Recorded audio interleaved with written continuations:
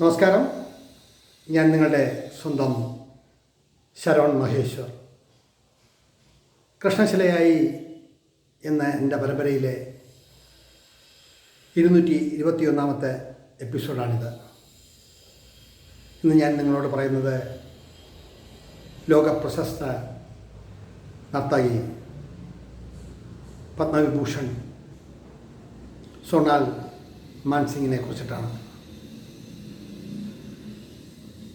Odyssey നൃത്തവും ഭരതനാട്യവും ഒക്കെ പഠിച്ച ഒരു വിശ്രുത കലാകാരി. 22/10/1988 ഞാൻ അവരെ കാണുന്നതും സംസാരിക്കുന്നതും. സൂര്യയുടെ ഫെസ്റ്റിവൽ കഴിഞ്ഞ് സ്റ്റേജിന് പിന്നിൽ അവരെ കാണാനെത്തുമ്പോൾ വിയർത്ത് കുളിച്ച് ഒരു ടവലും കയ്യിൽ വെച്ച് നിൽക്കുമ്പോഴാണ് അടുത്ത് നിന്ന് നമസ്കാരം പറഞ്ഞ് അവരോട് സംസാരിക്കുന്നത്. ഒഡിസി എന്ന നൃത്തത്തിൻ്റെ വിവിധ വശങ്ങളെക്കുറിച്ചും അത് സ്റ്റേജിൽ അവതരിപ്പിക്കുമ്പോൾ ഉണ്ടാകുന്ന അനുഭവങ്ങളെക്കുറിച്ചും വളരെ ചുരുങ്ങിയ വാക്കുകളിലാണ് അവർ എന്നോട് സംസാരിച്ചത്. ചടുലമായ താളവും അതിനനുസരിച്ചുള്ള നൃത്തരീതിയും നമ്മുടെ മനസ്സിനെ കോരിത്തരിപ്പിക്കും. അത്ര പ്രോജ്വലമാണ് ആ ആവിഷ്കാര രീതി. അതിൻ്റെ നാദവും താളവും സംഗീതവും നമ്മുടെ മനസ്സിൽ ഉണ്ടാക്കുന്ന പ്രതികരണം വളരെ വലുതാണ്. താളപ്പിഴവുകളോ നൃത്തച്ചുവടുകളിലെ പിഴവുകളോ ഒന്നും ഉണ്ടാവാതെ ലാസ്യമായ ആ നൃത്തരീതി നമ്മുടെ മനസ്സിനെ വളരെയധികം സന്തോഷിപ്പിക്കും. ഒരുപാട് പേരുടെ നൃത്തങ്ങൾ ഒഡിസിയും കഥക്കും മോഹിനിയാട്ടവും ഭരതനാട്യവും മണിപ്പുരിയും കുച്ചിപ്പുടിയും അങ്ങനെ ഇന്ത്യയിലെ പ്രശസ്തരായ ഒരുപാട് പേരുടെ നൃത്തങ്ങൾ പത്മഭൂഷൺ ഡോക്ടർ പത്മസുബ്രഹ്മണ്യത്തിൻ്റെയും ചിത്രാ വിശ്വേശ്വരൻ്റെയും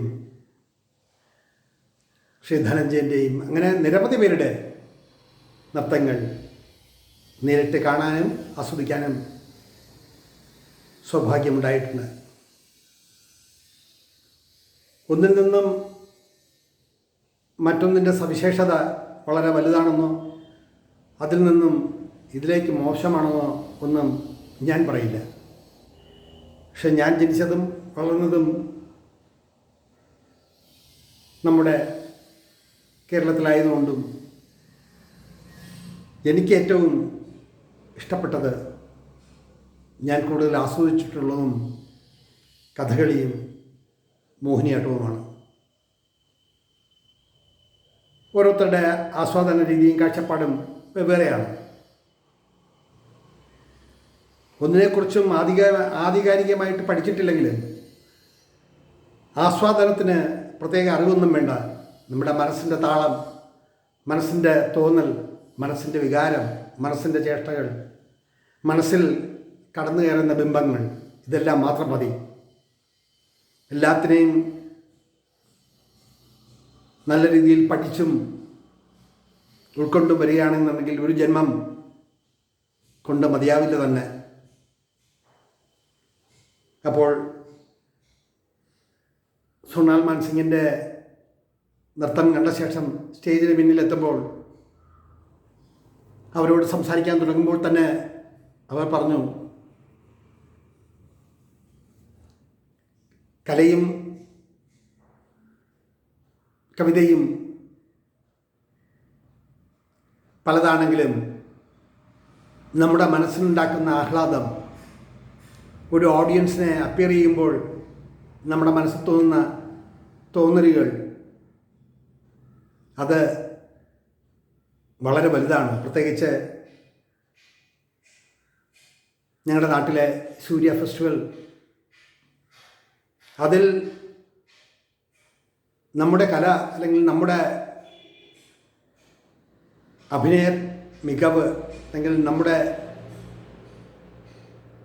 കല അവതരിപ്പിച്ച് കിട്ടാൻ വേണ്ടി എത്രയോ പേർ എന്നോട് ചോദിച്ചിട്ടുണ്ട് അതിൻ്റെ രീതികളൊക്കെ. എനിക്ക് ഏറ്റവും സന്തോഷം തോന്നുന്ന ഒന്ന്, ശ്രീ സൂര്യ കൃഷ്ണമൂർത്തി, അദ്ദേഹത്തെക്കുറിച്ച് ഞാനൊരു എപ്പിസോഡ് വേറെ ചെയ്യുന്നുണ്ട്. അദ്ദേഹത്തിൻ്റെ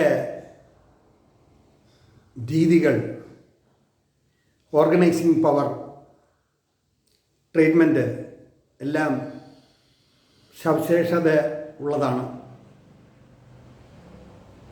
ഇവിടെ പ്രോഗ്രാം അവതരിപ്പിക്കാൻ ഏതൊരു കലാകാരനും ഏതൊരു കലാകാരിയും വരുമ്പോൾ അവർ പറയുന്നൊരു പ്രധാന സംഗതിയുണ്ട്: പഠിച്ചിട്ട് വേണം വരാൻ, നന്നായി അറിഞ്ഞിട്ട് വേണം അവതരിപ്പിക്കാൻ. അപ്പോൾ ഞാൻ അവരോട് ചോദിച്ചു, എന്താണ് അങ്ങനെ ഒരു തോന്നലുണ്ടാകാൻ കാരണം എന്ന് പറഞ്ഞപ്പോൾ അവർ പറഞ്ഞ ഒരു വാക്കിതാണ്: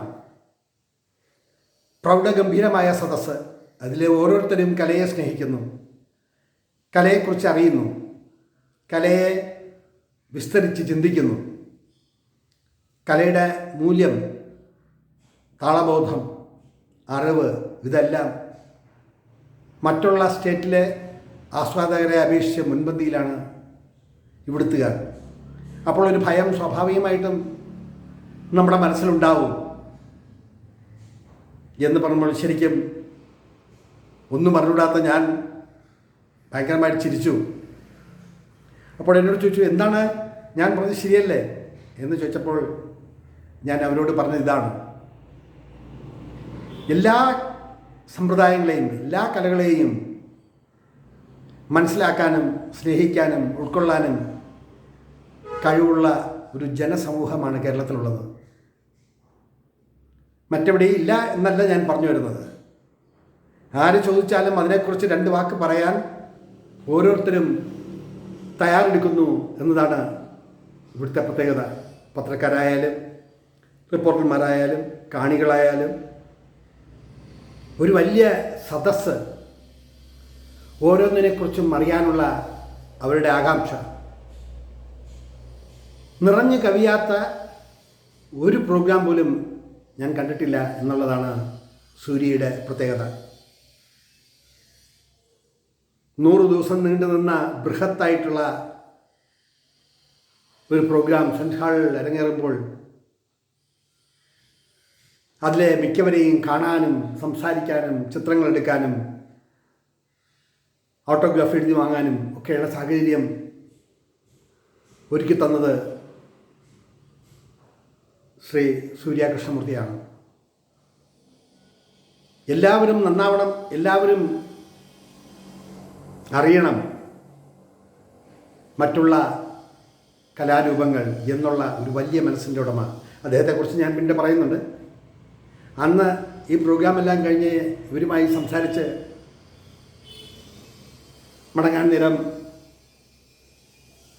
അവരുടെ ഭർത്താവുമായും അവരുടെ കൂട്ടത്തിലുള്ളവരുമായിട്ടൊക്കെ നിന്ന് കുറേ ഫോട്ടോസുകളൊക്കെ എടുക്കാൻ കഴിഞ്ഞു. അവരുടെ കൈ മേടിച്ചു. അപ്പോൾ അവർ ഒടുവിൽ എന്നോട് സംസാരിച്ചപ്പോൾ ചോദിച്ചൊരു ചോദ്യം ഇതാണ്: കാലങ്ങൾ എത്ര കഴിഞ്ഞാലും നിങ്ങളുടെ ഓർമ്മയിൽ എൻ്റെ ഈ നൃത്തങ്ങൾ, നൃത്ത അവതരണ രീതി അല്ലെങ്കിൽ നൃത്തത്തെക്കുറിച്ച് ഓർമ്മയുണ്ടാകുമോ എന്ന് ചോദിച്ചപ്പോൾ ഒരു വലിയ കലാകാരിയുടെ വിശാലമായ മനസ്സിൻ്റെ തോന്നലുകൾ അവർ പ്രകടിപ്പിച്ചപ്പോൾ രാഷ്ട്രം പത്മവിഭൂഷൺ നൽകി ബഹുമാനിച്ച ഒരു വലിയ കലാകാരിയാണ്. അവരുടെ ആഢ്യത്വം നിറഞ്ഞ പെരുമാറ്റം, എളിമത്വം, പിന്നെ ഞാൻ ഒഡിസി നൃത്തത്തിൻ്റെ അധിപതി ആണെന്നുള്ള തോന്നൽ ഇല്ലായ പഠിച്ചുകൊണ്ടിരിക്കുന്ന, ഇപ്പോഴും പഠിക്കുന്ന ഒരു കലാരൂപത്തെ ഹൃദയത്തിലേറ്റി ലോകം മുഴുവനും തൻ്റെ നൃത്തകല അവതരിപ്പിച്ചൊരു വലിയ കലാകാരി. അവരുടെ ചോദ്യമാണ്, നിങ്ങളുടെ മനസ്സിൽ കാലങ്ങൾ എത്ര കഴിഞ്ഞാൽ ഇത് നിലനിൽക്കുമോ എന്നുള്ളൊരു ചോദ്യം.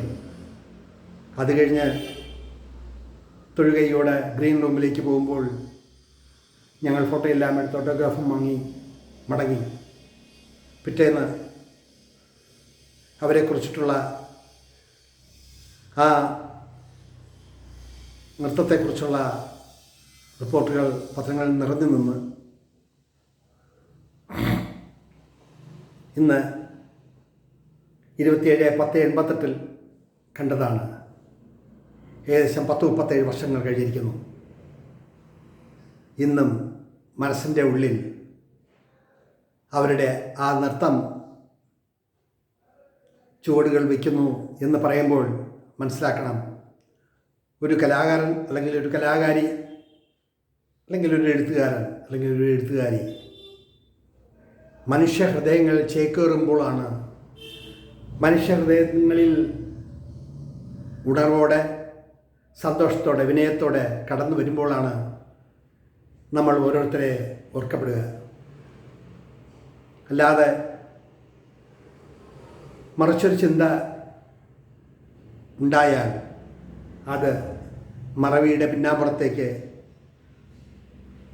കടന്നു പോകും. അതുകൊണ്ടാണ് ഇന്നും ലോകോത്തര കലാകാരന്മാരും കലാകാരികളും എഴുത്തുകാരും ചിത്രകാരന്മാരും എല്ലാം നിലനിൽക്കുന്നത്. സത്യത്തിൽ അവരുടെ